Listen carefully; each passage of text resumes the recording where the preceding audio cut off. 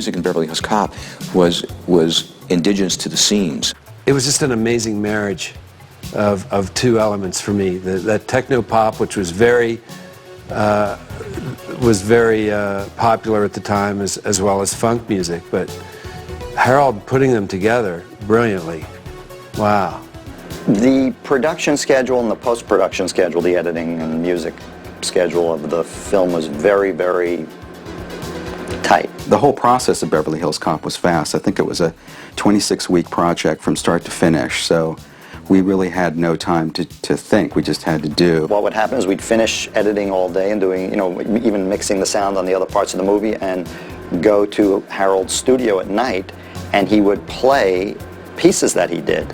The Axel F theme was also driven by Marty's direction, which was to come up with a very simple theme for Axel that could come in every time he was basically up to any kind of mischief, or kind of drove the story along. So I think the model for that is really the Pink Panther. Also, there was a movie called The Third Man, which is similar, where you have a theme, and it comes kind of every moment where the action and the actor is up to a specific action. So for example, when in the middle of the movie, Axel sends this tray out with some food for Taggart and Rosewood waiting in their car, they sort of built up this idea that Axel is mischievous, and just purely by starting that theme on the guy carrying the tray with food, I think it pays off, because you get a laugh out of that.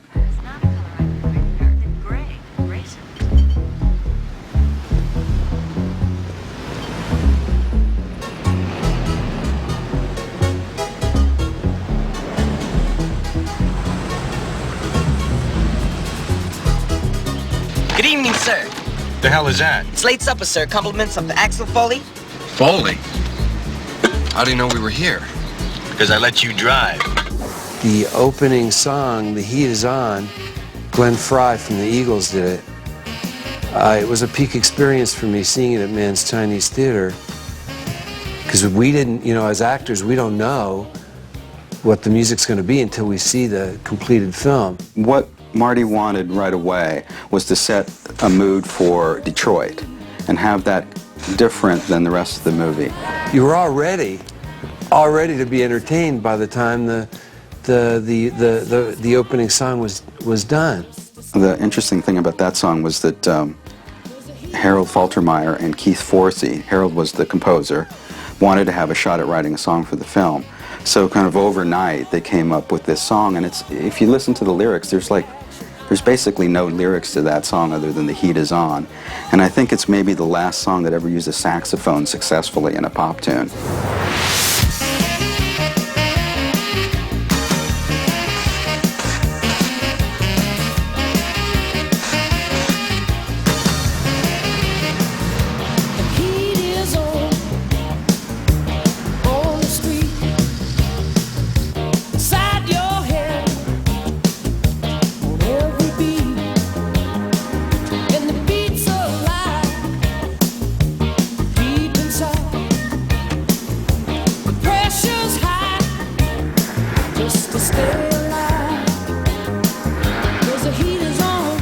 We did a lot of songs in the movie, and they always helped. We put Neutron Dance in, the Pointer Sisters song during the big chase at the opening of the movie, which is actually a song that Marty stumbled onto. It had been a song that was already on a Pointer Sisters album, but hadn't been a hit. And he heard it one day when we were just listening to songs, and we tried it, and it worked so well. And the idea of the music in general was that songs and score would drive the action as opposed to sound effects. And if you watch Beverly Hills Cop versus any of the movies, action films that come out today, it's the sound effects that are really loud, and the music kind of supports that. But what Marty wanted to do and what Don and Jerry wanted to do was to play songs as the driving force for the action. When they had the Pointer Sisters over the big chase, it was part of the fabric of the film. It was almost score. I mean, their vocals were the melodies that was driving the chase. It's interesting about music and chases because a chase isn't necessarily inherently comedic. And the choice of music can take sort of an action chase and make it not comedic, but light and fun. And Neutron Dance was the perfect combination for that chase. And we really fought to make sure it stayed in. New Attitude was in a bar scene kind of early in the movie when Mikey and Axel first get together and go out for drinks. And the interesting thing about New Attitude was that it was a song that the record company really wanted us to put in the movie. And it played well in the bar because it was kind of an upbeat song. That song by Patti LaBelle, Stir It Up, when Eddie first hits Beverly Hills. What an amazingly engaging song. Stir It Up was the song that, although it was submitted by the record company, New Attitude was the song that they would have preferred to feature. But Marty liked Stir It Up as a more of an anthem for Axel. So it plays when he's going into Beverly Hills, and kind of repeats itself after he visits Jenny and goes to Victor Maitland's office for the first time, and then it comes at the very end of the film. So he liked the lyric, which was very direct, and it was very fun, and it played the energy of going into Beverly Hills and the end of the movie. It would have been New Attitude if it was the choice of the record company, but Marty wanted Stir It Up. Nasty Girls, you know, as I remember it, it was the song that the stripper had suggested. That it was actually in the strip scene. I think it's a real stripper that he had found, and I think that's what she recommended that they use. The record company wanted us to use this Rick James song, which is actually on some of the early releases of the album. And to the credit of Don and Jerry, they left it to Marty, and in the last minute on the dubbing stage, we had Rick James on one track and Nasty Girl on the other, and Marty chose Nasty Girl, which I think, to his credit. Music is a big part of our culture, but it has to work with the picture. What we try not to do is jukebox our movies, where you just throw a bunch of songs in so you can have an album that really have no bearing. It was fun working with the music on that movie.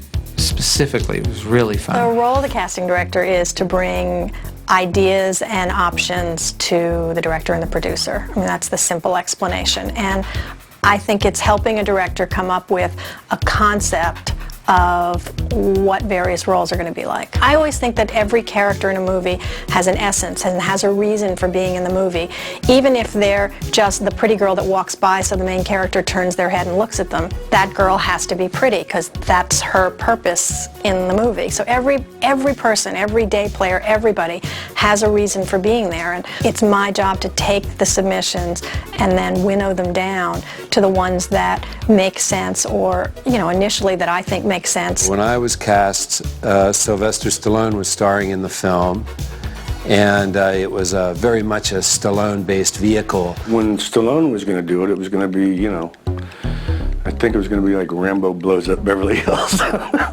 And more these days, you know, the leads are in place before you start. I mean, there's almost no big movie that's made without a lead in place before I get going. My intention with Stallone was to sort of, you know, make him a character that would fit that scenario, and I was, you know, thinking that if we could strip him down to a real working class, unglamorous figure, that it could have worked nicely. All of the parts, with very few exceptions, were cast during the Stallone period. When they test you, you pretty much know that there's some high hopes for this particular picture, and they want to make sure they do everything just right. The thing I remember most about Jerry Bruckheimer, Don Simpson, was that there was this day when suddenly they had left and gone to New York. And we knew that there was something going on with Stallone, but we didn't know quite what it was. And then they came back, and we had Eddie Murphy as the lead in the movie. How you doing? After that meeting, we went back, and the script needed a lot of reconceiving really fast. I remember that James Russo was cast afterwards, because originally that part was going to be Stallone's brother. There were a few other things that were looked at a little bit differently. Obviously, the girl was a love interest in the Stallone period, and she became a friend. By the time they made that big change on me, my only question was, what was I playing? I think we were all in the same boat. My memory is that Eddie came on 2 weeks before we started shooting. Look at him. He came in and took over the lead in what was, I'm sure, an expensive production with no notice, with less notice than us, with the whole film riding on his back. You know, this is the cleanest and nicest police car I've ever been in my life. This thing's nicer than my apartment. In the script originally, there weren't that many distinguishing things cop to cop. And we were trying to think what makes a Detroit cop, what makes a Beverly Hills cop. And the idea was that all the Beverly Hills cops were supposed to be really good looking and really like off of a soap opera. Except when we started to think about casting all the parts that way, it didn't seem particularly interesting. So the decision was that the guys in the background would be very straight and good looking, but that there had to be something interesting about those two main guys that you were going to see all the time, Taggart and Rosewood. I mean, that you were going to see them with Stallone at the time, all the time, and they had to be entertaining. You know what I keep thinking about? You know the end of Butch Cassidy? Where Redford and Newman are almost out of ammunition? Really? I'm gonna make you pay for this. Judge had done some wonderful work before and was really amusing and entertaining, and even though he wasn't the classic soap opera handsome guy, he was straight on, and yet he was more interesting than sort of casting somebody that was more straightforward. And then John just was a good counterbalance to Judge. The chemistry was great from the get-go. From the first audition, it just clicked. Judge was the first one in, and then John Ashton was the perfect sort of Oliver Hardy to Judge's Stan Laurel. We weren't really operating on that principle. It was, I guess it was a little more of Oscar and Felix. They just seemed to have that perfect classic comedy team chemistry that I always sort of loved and was very anxious to find. Detective Foley, I'm Lieutenant Bogomil of the Beverly Hills Police Department. Do you wish to file charges against Sergeant Taggart? This is some kind of joke, right? Do you wish to file charges against this officer for assault? Look, where I'm from, cops don't file charges against other cops. No, I don't want to do that. Ronnie Cox played Lieutenant Bogomil. We looked at lots and lots and lots of guys for that part. That was the last big role to be cast. We made the deal then like Monday, and I think I worked either Wednesday or Thursday. Where are you going now? I'm gonna go get my shit and get out of here. No, big mistake, big mistake. You want my advice? No. You know what I would do if I was you? No, I don't. Go in there, talk to them, wait for me, I'll be right back. Jeff, get away from me, I'm gonna shoot you, all right? No time for you to. I'm not telling you what to do, but you know what I would do? Paul Reiser I knew from New York. He had come in to audition for me for Reckless and had badgered me to come see his stand-up act. I mean, he would call me constantly, and I'd say I don't do that, and I don't go out at night alone to clubs and all this stuff, and he would call me. And finally I went and saw him, and I just thought he was fantastic. How you are doing today? Hi. I'm fine. My name is Serge, and how can I help you? Yeah, I'm looking for Miss Jenny Summers. She's very busy today. Maybe you give me your name? My name's Axel Foley. And what it's pertaining? I didn't understand what you said. Pertaining, what it's meaning, regarding. Bronson Pinchot had had a small part in Flamingo Kid, which I cast. He was one of the card players who plays poker with Matt Dillon. So when we were looking for people to play this role, I thought of Bronson and called him up. And he didn't come in, and he didn't come in, and he didn't come in. And we actually auditioned a lot of other people, and there was a guy that was going to get this part. Originally, this is another kind of one of those, tough things. There were two guys in the art gallery, and this character that Bronson created was so delicious that I had to go to the other actor and say, I'm sorry, we're going to really trim your part down, because this thing that Bronson was doing was just opened up a whole new level of possibilities. Who let you in here? I let myself in. How you doing? I have to ask you some questions about Michael Tandino. And what, may I ask, is your interest in Mr. Tandino? Well, he was my best friend. He came to see me in Detroit a couple of days ago. And a couple hours after he got there, someone killed him. And? What do you wish to know? Casting the villain in a film like that is really tricky, because you need somebody who's sort of very iconic. Steven Berkoff was in a James Bond movie that was playing in the airplane as I was flying out to start this job. Having a villain who was not from this country was a way of sort of making it fresh. And I saw a still of Steven Berkoff, and it was just sort of riveting. I knew Steven from his avant-garde theater stuff, but I didn't recognize him when I saw him in the movies. Not gonna say goodbye? Why, ain't you guys gonna tail me to the city limits anyway? Yes, we are. I figured you would. I was thinking about stopping off and getting something to drink, though. Yeah, we sort of figured you would. Does that mean you guys are gonna join me? I don't think so, Axel. We're still on duty. Well, I don't think one beer's gonna kill us, Billy. Doing Beverly Hills Cop was a significant thing in my career and in my life. It was the first big Hollywood movie, first big studio movie that I did in Los Angeles with a big movie star attached. And it was a fantastic experience working with Marty. I know this sounds corny, but was really, really great. He's really smart, really understood and appreciated good performances, and was a great person to work with and collaborate with, and that's what makes my job fun and interesting, is to have terrific people to work with. And Don and Jerry, really smart, interested, understood the value of having good people in those parts. And you know, really, what more could you ask for? My name is Angelo Graham. I was production designer on the film Beverly Hills Cop and had the pleasure of working with Martin Brest, who is a wonderful director and certainly came up with a pretty damn good film, I think. Just getting the cooperation that you need in Beverly Hills is very difficult. There are a lot of restrictions placed on what you can do, when you can do it, you know, what times are available to shoot, and it's usually late afternoon when the crowds have really subsided.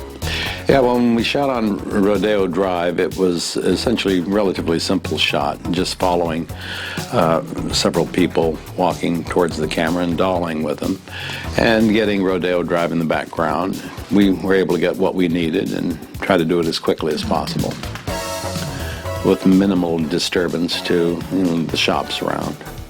But it always attracts a crowd. The exterior of City Hall itself, we had to do a lot of work there. At the time, I don't think that there was much planning in front. It looked kind of scraggly.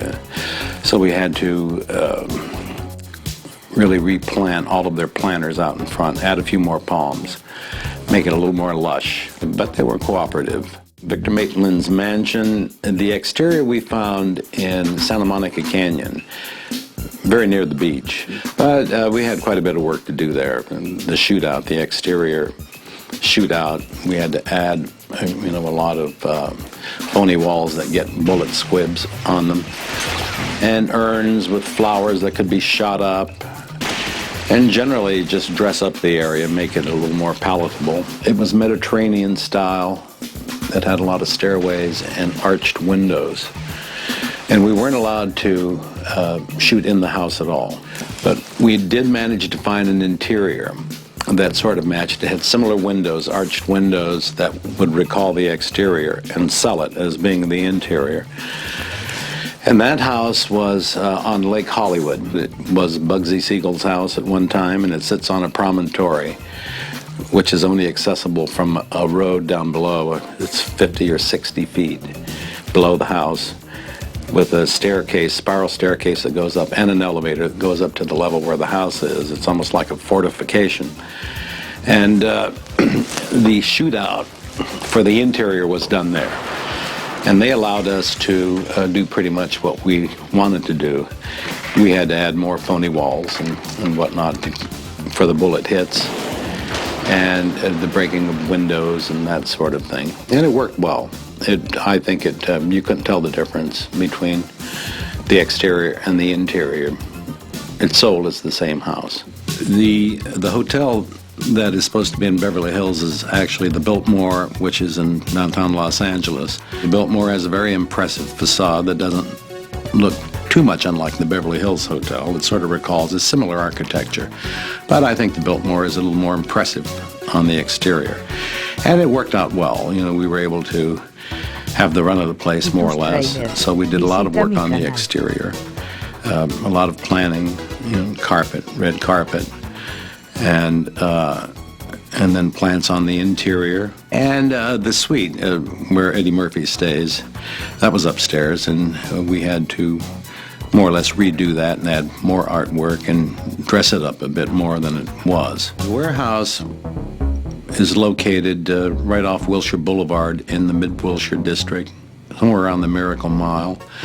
And it worked out physically for the exterior because of the way there was a ramp that went down to the warehouse. We had to be able to back up a truck into that area and unload some of the artwork which eventually went into the warehouse, and still have a place for a police car to park, undercover car to park, with a view down that alleyway. And there was a lot of action that took place there. And on the interior, we had to add doors, artworks that were packaged already, a lot of boxes, and a shootout in there as well. A lot of shooting going on. The art gallery wasn't an art gallery at all. It happened to be a shoe store on Wilshire Boulevard, just a quarter of a mile east of Rodeo Drive.